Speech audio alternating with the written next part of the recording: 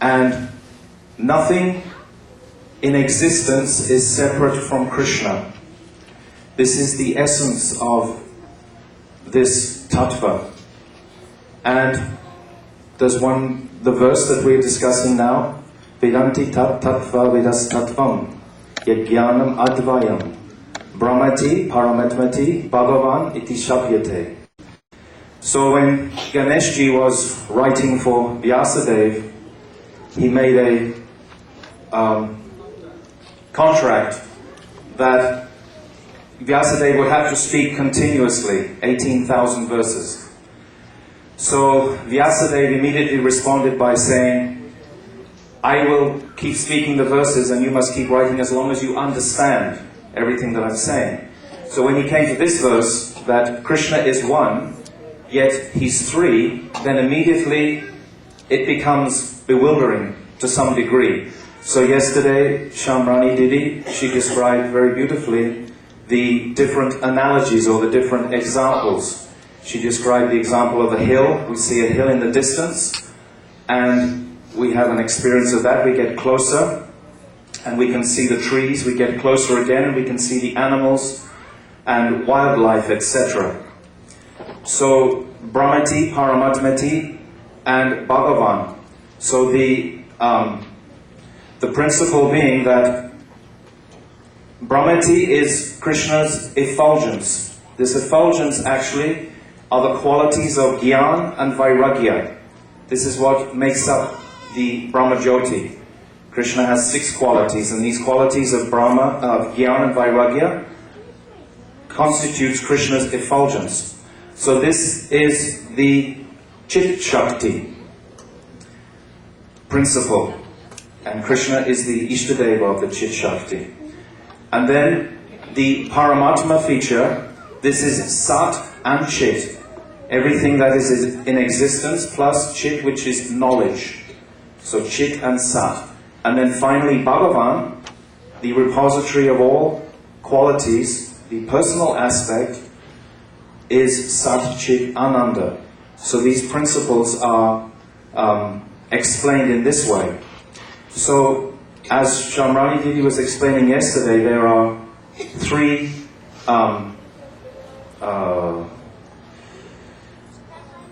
challenges, you can say, to this concept that Srila Jiva Goswami he presents.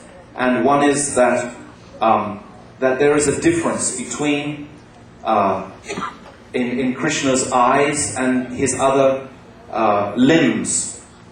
So this is nullified by the fact that we understand that Krishna is his eyes, he can see with his legs, he can see with his hands, etc. And Jnani Yasya Sakalendriya Vrittimanti, that all of Krishna's bodily limbs are simultaneously present in each of his limbs. This is difficult for a conditioned soul to understand, but this is the meaning of achintya, or inconceivable. So this, what do you call it? Challenge, so to speak, is nullified by that. Thank you. Sure.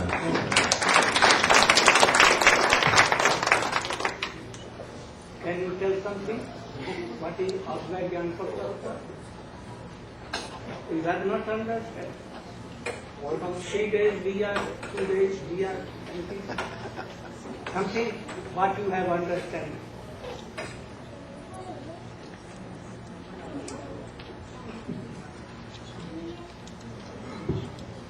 Without Krishna, anyone has not independent existence. Only Krishna. Ram Nishinga or Krishna. Krishna has come in the form of me.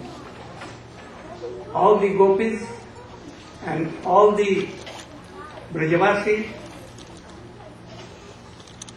they are from Krishna.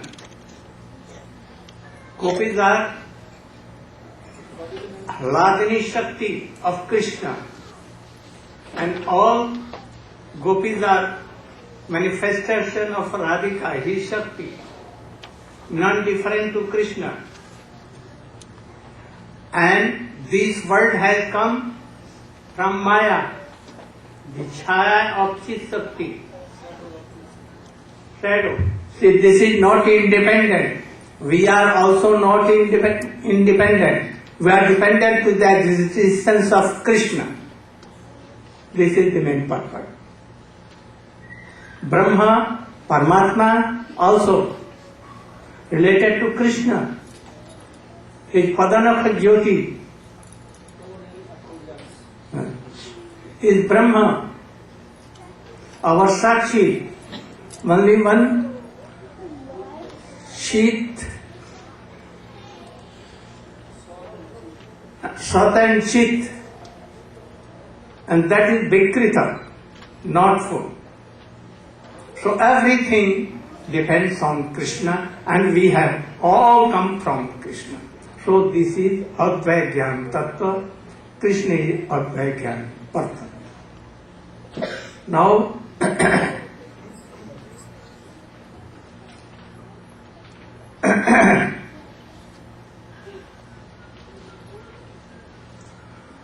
when in the end of Dwapar,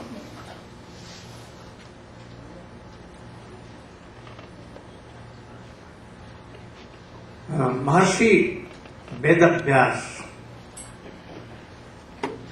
he was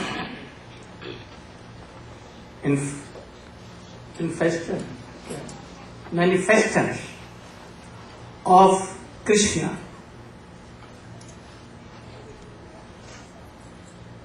He divided Vedas, Vedic literature, into 4 parts.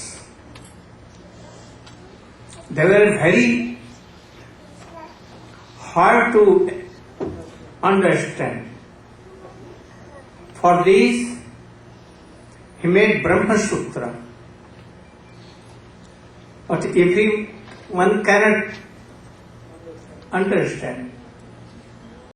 To understand all these things, he made Purans, Upapuran, Sakha Puran.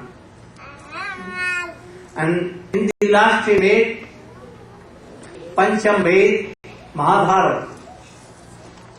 And he distributed to his disciples.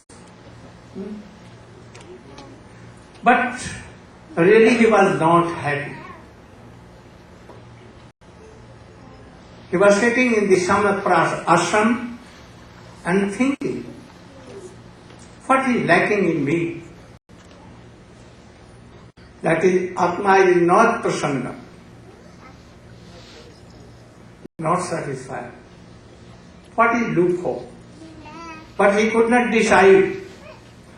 And in the meantime, fortunately, his guru, Devarshi Narad, came there. He did Sastang Dandavat Pranam to his Gurudev, gave him Pad Sauch. He washed the lotus feet of his Gurudev, and he was satisfied and sitting. Then Narad Rishi asked, you are like God. You have divided Vedas. You have taken the essence of all the Vedic literature, Sukti, that is Brahma Sutra. Even you explain it in Puran and Pancham Ved. But it seems you are not happy. Then he told Gurudev, you are telling really, I am not satisfied. So you will have to see my nafs, pulse, and decide that why I am not satisfied. By doing so, you cannot judge why you are not satisfied. But realized Guru, qualified Guru can know. And that is why time to time he reminds us. He उनको डांटा तो पड़ता है, rebukes also, but this is his kindness. If we are then correcting ourselves, okay, then you will go to hell. So we should try to understand and follow the words of Gurudev. Peace, Vyasdev, Vedabhyas was very intelligent. So he told Gurudev, I must follow you. You should point out where is my loop and hole. And then he told, you have done so many things, all Purans and everything. And then you have not decided Krishna Leela Katha, as you have explained Dharma, Artha, Kama, Moksha. You have given the importance of Dharma, Artha, Kama and Moksha. You have not explained sweet pastimes of Supreme Lord. Even you have not decided who is Supreme Lord. Have you decided? In Vishnu Puran, Vishnu, Narayana, you have established. In Shiva Puran, Shiva.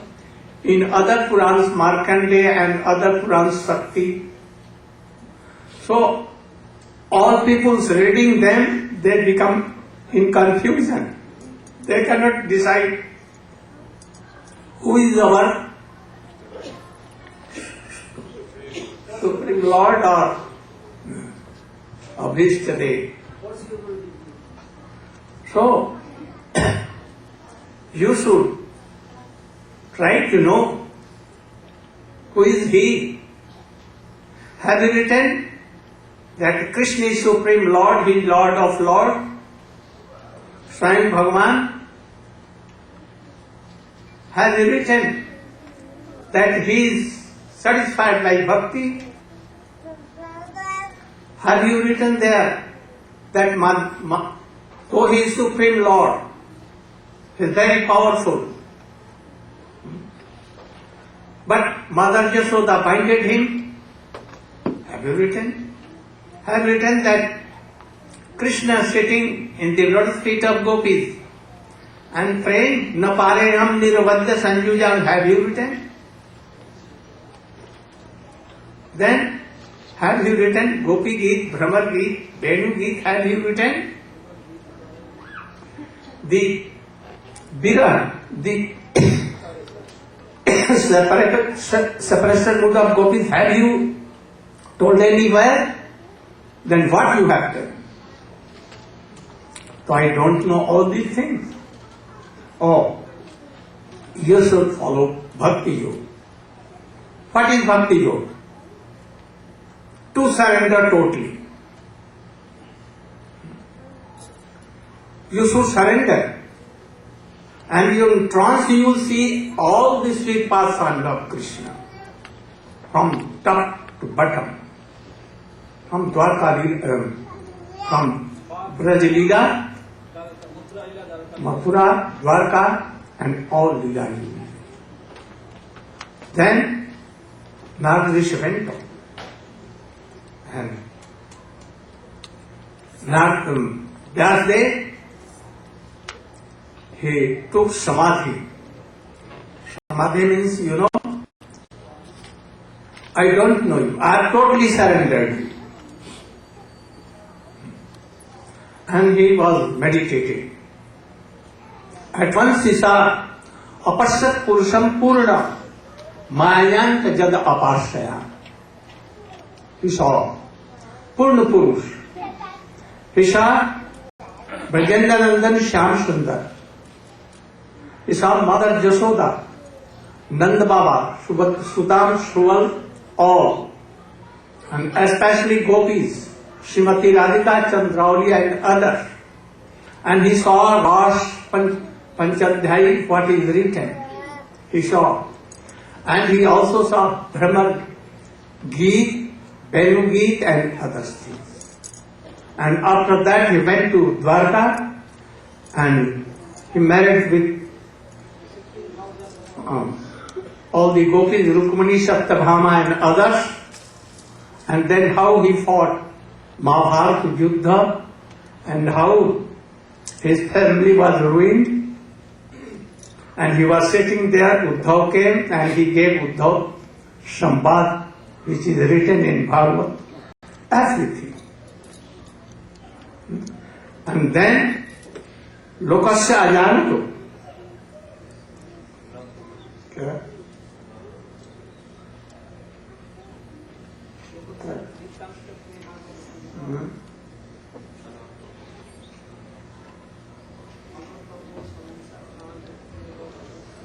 जासमोहितो जीवात्मानं त्रिगुणात्मकम्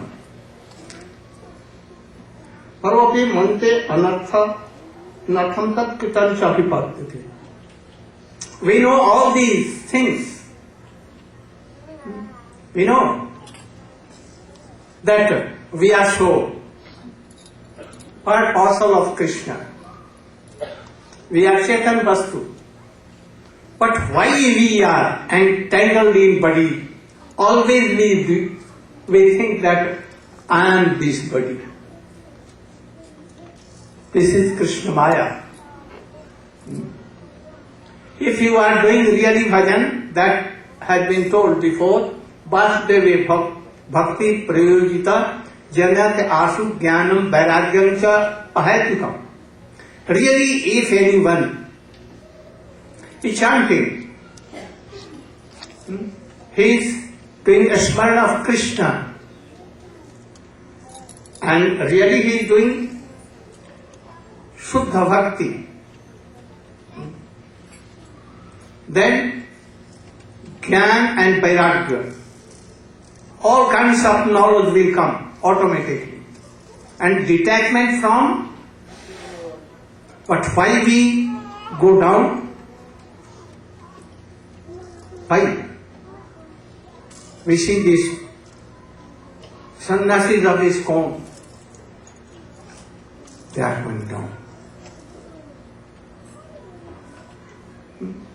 We should try to escape from criticizing any one Vaishnava. Those is so much. Don't do. Others try to be Trinadapi Sunichena Tarurapi Sahisnuna Amanina Manadena Kirtaniya Sada. Don't think I know better than anyone. And thus go on doing bhakti. You should all try, we should try that this body is not myself, this is a bag of urine, stool and other things. I should do for Krishna. Whatever we do, if Guru is qualified to please him and Krishna, Mahaprabhu, Nityananda Prabhu, then very soon you will realize and your bhakti will be advanced. So, Narada is telling about his past history to Vyasadeva.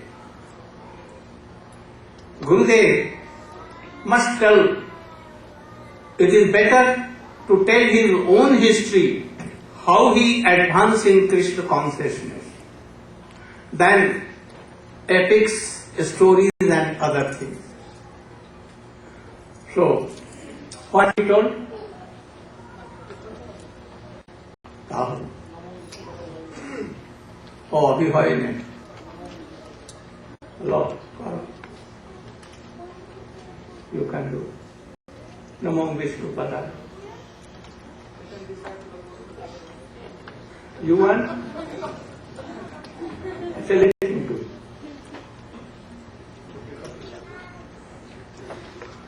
I forget to Namo Vishnu Padaya Krishna Prasthaya Bhutale Srimate Bhakti Vedanta Swami Niti Namine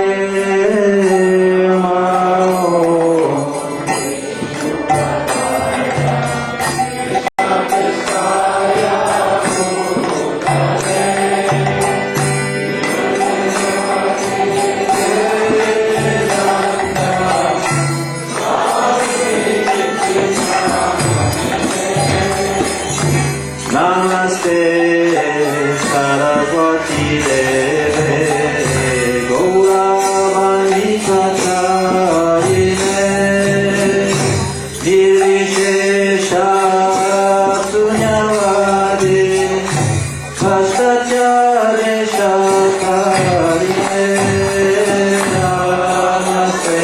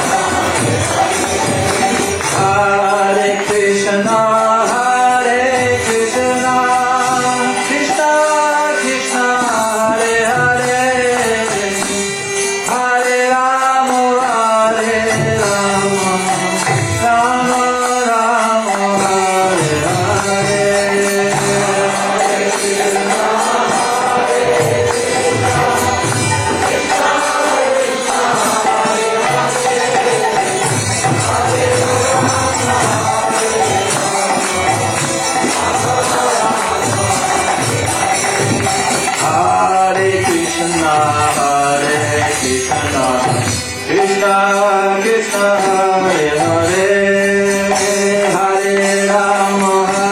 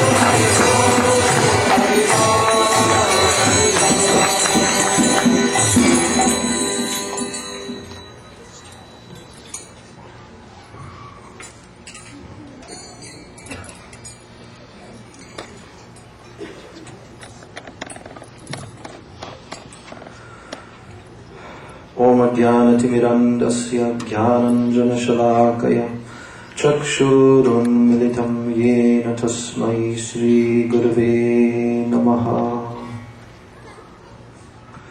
So Srila Gurudev has narrated the story how Srila Vyasadeva was in a dilemma, how he did not understand why he was feeling dissatisfied, even though he had performed this amazing task of writing all the Vedic literatures, but yet he was not feeling satisfied. And his Gurudev, Sri Narad Muni, came there to his very ashram and actually pinpointed. He found this, as Gurudev says, the loophole, the place through which Srila Vyasadeva was not understanding what was the cause, and Sri Guru was able to detect the cause. So Sri Narada Muni began to instruct Srila Vyasadeva about his own personal experience in his own life, but this was his previous life. As Gurudev told, that a guru will actually tell his disciple how, by what process he himself has attained his state of perfection.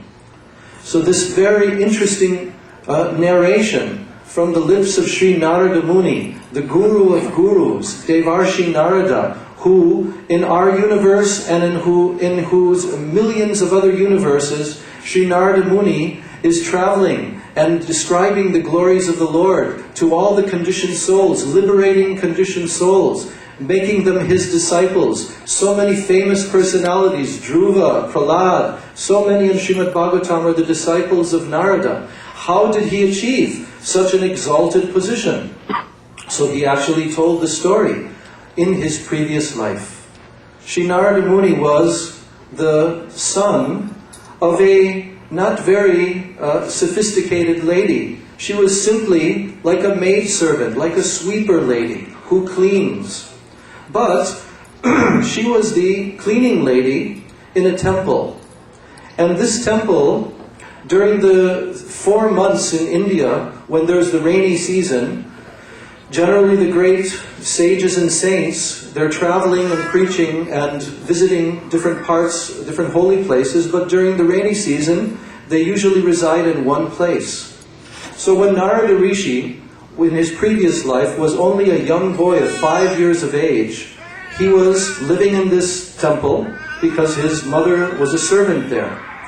And so, at that time, when the rainy season came, there were 4 very great exalted sages, personalities, who came there and they began to live there in that very temple premises. These sages actually came in a kind of disguised form. They were also divine personalities who had descended into this world to give mercy to the conditioned souls. They were the 4 Kumaras, Sanak, Sanandana, Sanatan, and Sanat Kumar. So these 4 personalities began to live there, and while they were living there, Sri Narada Muni, as a young boy, he used to come and sit and listen to their Harikatha. Just like yesterday we were hearing, the Srimad Bhagavatam was describing the potency of hearing from the lips of a pure, realized Vaishnava and person Bhagavat. So here, these Bhakti Vedantas, these personalities came and began to describe the glories of Krishna. They began to discuss all the transcendental topics of pure devotion to the Supreme Lord. And this young boy, Narada, he was very well-behaved. He was actually not like a regular child who always simply wants to act frivolously and play and all of this, but he was very well-behaved, and he used to sit near to these sages, and he would constantly listen to their Harikatha. So these sages became very pleased with this young boy, and one day they gave him permission to accept the prasad remnants that they had left on their plates after honoring Krishna prasad. And Narada Muni described to Vyasadeva that when, by their order, I took this prasadam remnants, this transcendental substance, foodstuff, from the lotus mouths of these great sages, oh, immediately I felt that my whole existence had become purified, and my attention, my attraction was drawn towards them. Immediately, everything about them became attractive to me, and I began to completely relish and taste this nectar of their Harikatha. So these sages, they became so pleased with this young boy Narada, and they blessed him. They gave their full hearty blessings to this young boy, and after the end of 4 months' period, they departed from that place and continued with their pilgrimage. At that time, Narada Muni, being such a young boy, and actually he had no one else in the world except his mother. His mother completely looked after him. He had no other relatives or anyone in the world. And his mother one day went out into the nearby forest area, and by the will of the Supreme Lord, she was bitten by a snake, and the poison from that snake took her life. So now this young boy, Narada, only 5 years of age, now he saw this opportunity that actually I have no one in this world. But by hearing from these great sages, he began to fully, deeply comprehend the transcendental truth that actually I am an eternal part and parcel of the Supreme Lord, and He is my real relation. So Narada Muni took the opportunity and he left that place, and now he began to wander and to travel throughout the countryside and going through the forests, the deep, dark forests. And finally, in a very intense mood, he came into the middle of a forest grove, and in the middle of this forest grove, he now tried to understand and remember the instructions that these sages had given him, how he can enter into very deep meditation and completely fix his mind and heart on the Supreme Lord, Supreme Personality of Godhead, Bhagavan, who is within his heart. So this young boy Narada sat down, and completely fixing his whole mind and intelligence, he deeply absorbed his mind in Krishna, meditating upon the Paramatma within his heart. And when Narada Muni was meditating in this way for some time, he became deeper and deeper absorbed, and suddenly, by the mercy of the Supreme Lord, he himself gave his darshan within his heart. He appeared to Narada, so that internally with his transcendental vision, Sri Narada Muni could directly see the beautiful, all-attractive Achintya Guna Swarupam, the attractive form and qualities of the Supreme Lord within his own heart. And when this took place, Sri Narada Muni described that all ecstatic symptoms came in my body. Tears were flowing from my eyes. Trembling came. And I was completely overwhelmed by this experience. And then, just as that form had appeared so suddenly, immediately that form disappeared from my vision. And then I became greatly distressed, Narada told. I now began to think, how can I again see that beautiful form of the Lord? He was so kind to appear before me, and he became somewhat desperate. He sat down again in the same way, and again he began to attempt to bring, by meditation, this form of the Lord to his vision. But then Narada Muni could understand that this was not happening again in the same way, and suddenly the Supreme Lord himself spoke to him. And Sri Narada Muni was able to hear the voice of the Lord telling him, "My dear Narada, I must inform you that I have given you my darshan just this one time to give you my special mercy, so that you would be able to have in your life an absolute determination that you will one day again be able to see me in the future. But it is actually not possible for anyone to see me until they have become completely purified and freed from all material desires and fixed in pure bhakti to my lotus feet.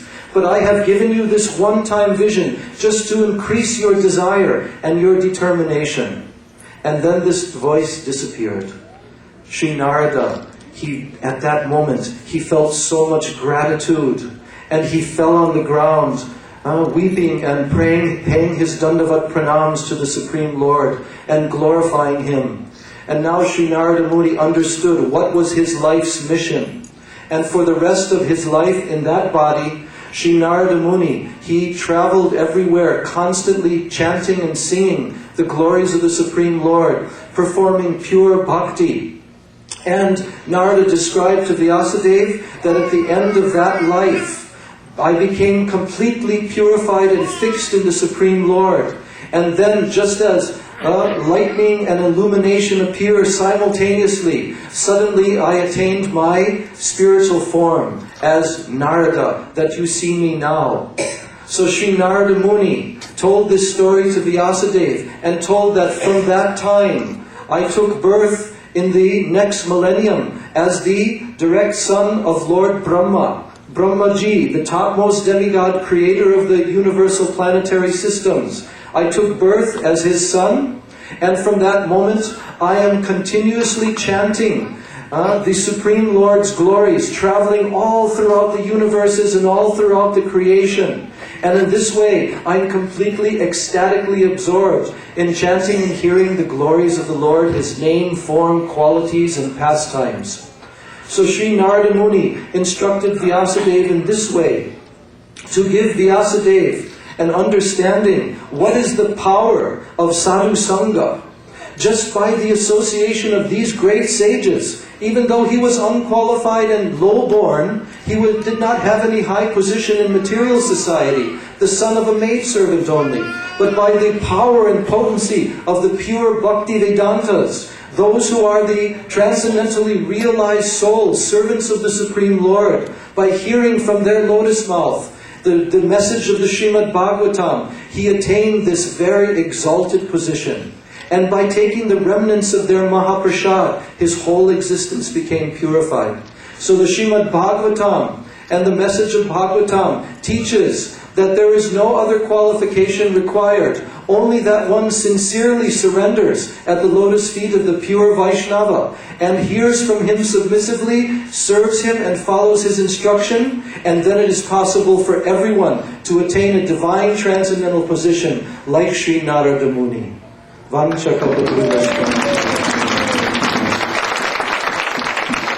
There are so many teachings in this narration of Bhagavatam.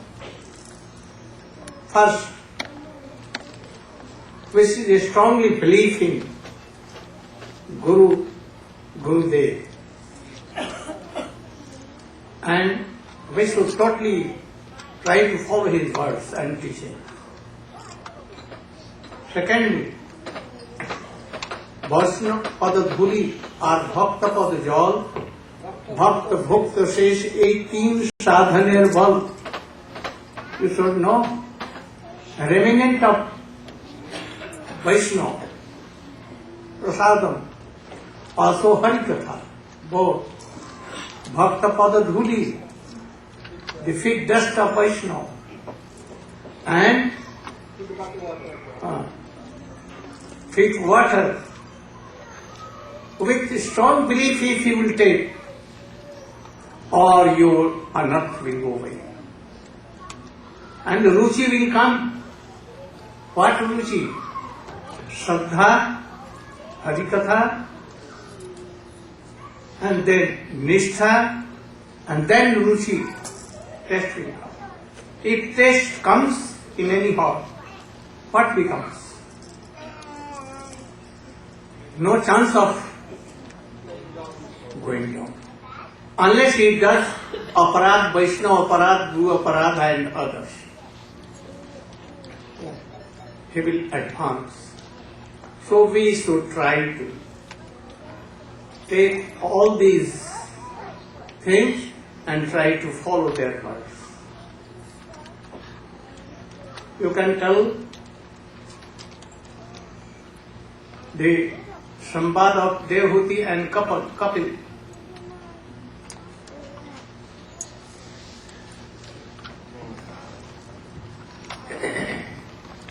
Om Jnanam Timirandasya Jnananjana Salakaya Chaksurun Militam Yena Tasmai Sri Gurave Namah. Srila Gurudev has ordered me to speak some words about the conversation between Devahuti and Kapiladev. First, who is Devahuti? Devahuti is the daughter of Swayambhuva Manu, the emperor of the entire universe. She was married, she was given by her father to the great sage and mystic Kardama Muni. And although she was the daughter of the emperor, she forgot all of her prestige and served her husband very faithfully, without any false pride. Because of her sincere service, she hadn't been taking care of herself at all, or bathing or doing anything for her own sense gratification, but always serving and performing great austerities. So, because the original reason why they were married was that he could get a divine son who was the personality of Godhead, Kardama Muni created a city, a palatial city in the sky, and for many years they traveled around. He had such great, powerful, mystic cities that he was able to create 1,000 maidservants in the water under a transcendental lake that was created for him by the Lord himself. And Devahuti went in that lake, and just as one can live in a house of air, by mystic power she was able to go into that house of water and get all beautified in order to travel around in that city palace with her husband. First they begot 9 daughters who married great sages, the son of Lord Brahma. And then Kardama Muni was ready to leave home and take the renounced order of life, but she prayed to him that I must have something from you. So he said that you are now the shareholder of all of my devotional activities. And to Devahuti and Kardama, the great personality of Godhead himself, Kapiladev, took birth. When Kardama Muni was doing austerities, the Lord appeared to him, and Kardama prayed, "Please give me a wife who is so great and also equal to me in character." And the Lord said, "Because you've come to me for the fulfillment of your desires and not gone anywhere else, you'll get more than your request. So not only will you get such a qualified wife, but I myself will come as your son." So Lord Kapiladev appeared as the son of Devahuti. Kardama left home and took the renounced order of life, and Devahuti remained in the palace, though very austere, and she was taken care of by her now grown son. Now she's inquiring from him, "I'm suffering due to ignorance and not knowing who I am or how I can connect with supreme happiness. Please give me some instructions." So Kapiladev, as Srila Gurudev said, there are so many beautiful instructions in Srimad Bhagavatam. And Kapiladev gave her so many instructions about bhakti, about the qualities of the pure devotee, about the creation, about how to meditate on the Lord, and about association with pure devotees. The main instruction of Lord Kapiladev is about this association with pure devotees. Satam prasangam mama virya sambido bhavanti hritkarna rasayana katha. Association with sadhus is such a wonderful thing that by hearing the words emanating from their lotus mouth, this acts as a tonic to free one from all anarthas and all entanglements in material existence. Bhavanti hridkarna, as soon as the sound vibration of the pure devotee goes into one's ear, then by the mercy of that pure devotee it enters the heart, and then one gradually develops through the various stages of bhakti. That is, Shraddha Ratir Bhakti Anukramishati, step by step, as we sing in the mornings, Shri Guru Charana Padma Kevala Bhakti Sadma. All stages of bhakti, the abode of all those stages of bhakti is the pure devotee. So by associating with him and hearing from him, Mama Virya Sambhito, about my very heroic activities, then all that is inauspicious of the heart is destroyed, and one advances through the stage, as Gurudev said, from Shraddha to Anartha Nivritti, Nistha, Ruchi, Asakti Bhav, and then Prema Bhakti. Lord Kapiladev taught his mother so many things. He taught her about the creation, how Sri Krishna takes the form of Karanadakshaya Vishnu and Anganiyasya Sakalendriya Vrittimanti, all the parts of Krishna's body and all the parts of his expansion's body can act for any other part. So simply by his glancing, creation comes about. By his glancing, the material nature, which is unmanifest, starts manifesting into the three modes of nature: false ego and goodness, false ego and passion, and ignorance. From false ego and ignorance comes the element, sound, ether, and from that, Lord Kapila explains how from that glancing, touch comes, and touching mixed with the air comes a more gross element, and each element that is manifest by the Lord's glancing, mixed with time and material nature, carries with it all of the qualities of the previous elements. And then the most developed element, earth, carries with it the form of the Supreme Personality of Godhead.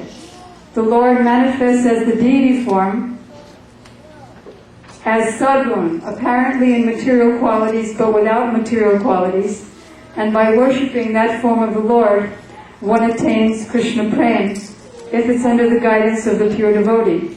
Then Lord Kapiladev also explained about meditating on the Lord within the heart. He explained how that Lord is the size of the thumb, although not a material form. He's transcendental. And that form, if we meditate on his different limbs, beginning from his lotus feet, gradually coming up to his lotus face, then we become free from all material desires and develop a desire to serve Sri Krishna alone. He explained that on the Lord's lotus feet, at the bottom of the Lord's lotus feet, are many signs, many symbols. And one of those symbols is a thunderbolt. And a thunderbolt has the quality to shatter mountains. So, if one meditates on the Lord's lotus feet, then the mountain of sins and the mountain of dirty thoughts within the mind is all shattered. Then Lord Kapiladev goes up step by step, discussing the thighs, the calves, the waist, the chest, which is the abode of the Supreme Goddess of Fortune, his hand symbols like the club, and the chakra which is the source of all universe, and the supreme vision by which one sees the Lord, the mace which destroys all demons and all demonic elements. Then Lord Kapila comes to the Lord's lotus face, and he explains how by meditating on the Lord's eyebrows and his glancing, one can become free from lust and diseases of the heart. So, in this way, Lord Kapila is teaching many, many subjects. He's teaching also the qualities of the pure devotees, how they're tolerant, how they're friendly, karunika, how they're merciful, how they're equal to all. And he also explains about bhakti, the qualities of bhakti, and the stages of bhakti, and how one can, by developing bhakti, how one can become detached from matter. The whole purpose of explaining all the different elements and the qualities of elements is to detach us, to see that I'm not any of these material elements, but that I am spirit soul, part and parcel of the Supreme Personality of Godhead. So in this way, Kapila Dev is gradually teaching his mother more and more. Then, it came to a time when Kapila Dev himself was ready to leave home. And when he left home, his mother, although already very austere and renounced, now she became much more renounced. And she practically stopped eating or bathing or doing anything, and she became very lean and thin and just completely absorbed in the Lord. So this is a very, very important